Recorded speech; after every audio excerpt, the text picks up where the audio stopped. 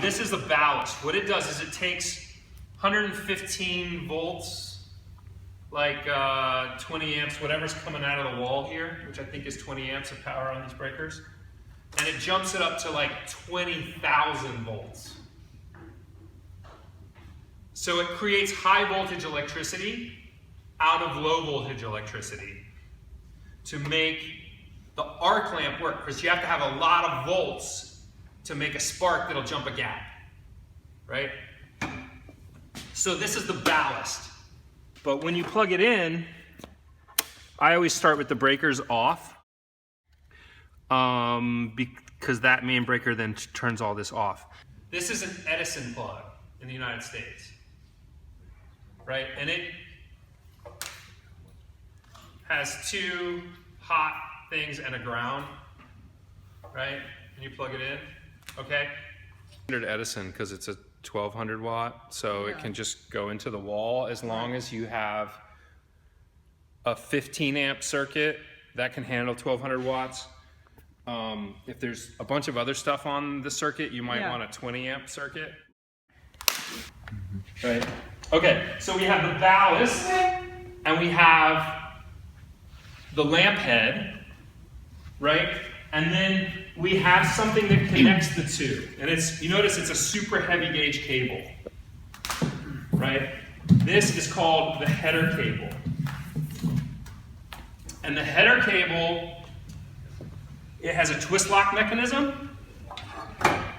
This particular fixture is a 1200. See, it says 1.2 kilowatt PAR. PAR is parabolic angle reflector. So if you look at the reflector in here, it's a parabola. That's why you need to pay attention in math class.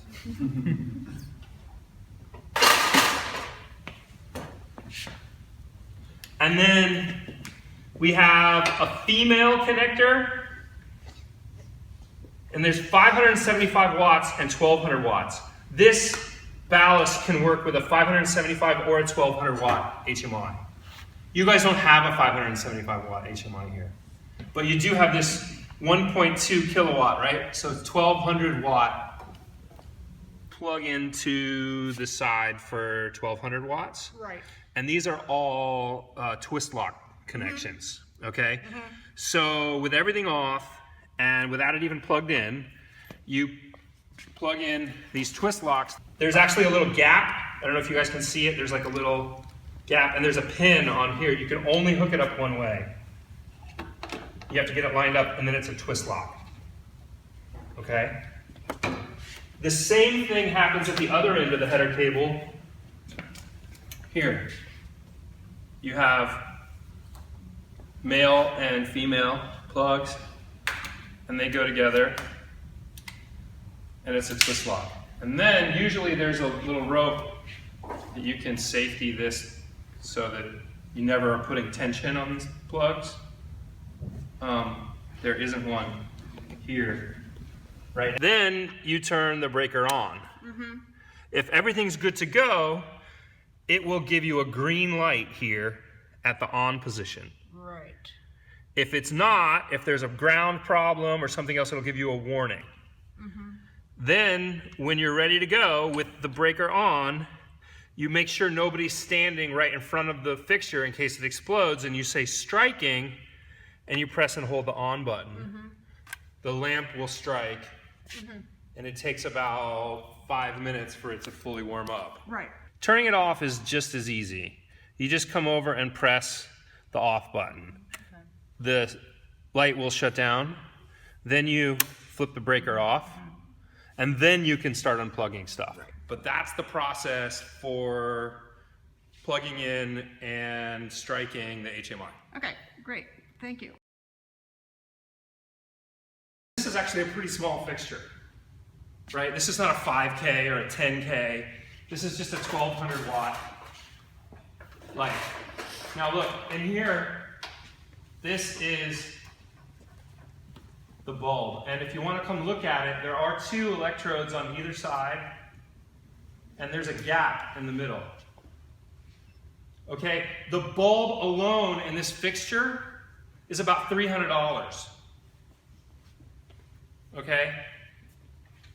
You never, ever, ever touch a bulb in any of these kind of lamps, right? Fluorescence you can touch with your fingers, screw-in light bulb, but like halogen bulbs, like in that 2K, no, and definitely not something like this. Why do you never touch a bulb? Oils on your hands. Right, there's oils on your hands. It'll burn up. It'll like make the bulb explode once it gets hot. Because oils from your hands like burn up. Why does that happen? Pressure. Like the burning effects. Okay, we're back to cooking. We're back on the stove, right? Why do you put oil in the bottom of a cast iron frying pan? So you can fry food, but so that the food doesn't stick. Well, why does the food stick? Because like food, oils are coming out of that food, like make it like It becomes adhesive. What happens if the bottom surface of the food isn't cooking evenly, or the pan is an uneven heat because it's on an electric burner? You'll have relative hot spots and relative cool spots. But let's say you're boiling water, right? All the water, when it goes to boil, it gets up to the same temperature. The same idea happens when you coat the bottom of a cast iron pan with oil. If you put an even coating of oil on the pan, as the pan heats, the oil heats up. And then the oil is all the same temperature, and you have a place where you have even cooking across the pan. If you have oil on one spot on this light bulb, you have a place on the bulb that gets superheated because it has oil on it. That superheated place expands more than the rest of it. And when I used to run the cage and where I used to teach, I had a collection of exploded light bulbs. And they often had like a big blister on one side or another of them. And you could even see sometimes you get two blisters on either side where somebody had had it between their fingers and then put it in, and it got hot and the glass blistered out. If you ever do get fingerprints on a bulb, you can clean it with rubbing alcohol to get the oils off. You just have to have some kind of a solvent. Okay, so anyway, there's two electrodes in here that take the power and run it through this arc lamp fixture. Then there's safety glass, and also, this isn't just safety glass, this is a UV filter glass. You cannot and should not ever operate an HMI if this glass breaks. You know why? Because this arc lamp in here makes a tremendous amount of UV light. So if this glass isn't in place and you operate this fixture, you are giving your talent a sunburn. That's not that big a deal because it might take a long time to sunburn them. But if you look at the fixture with your eyes, you can also get what's called flash blindness. I don't know if any of you have ever been around anybody who's like arc welding or anything, but you have to wear eye protection because of that.